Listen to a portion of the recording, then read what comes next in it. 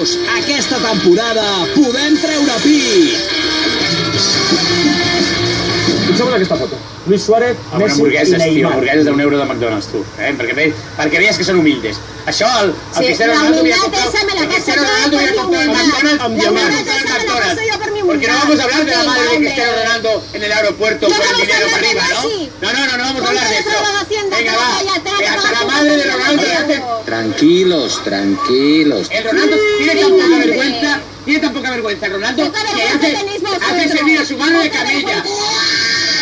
Eso sí que es vergüenza, oye. Hacer servir a tu madre de camella. Eso sí que tenéis cara. Eso sí, ya está enseñando. Esto va a parecer la guerra.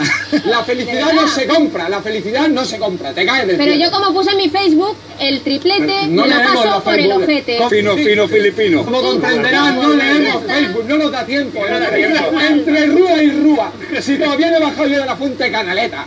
Y ya tengo que volverme a subir. Toma. Si estoy pensando pernoctar ahí arriba con una quecha.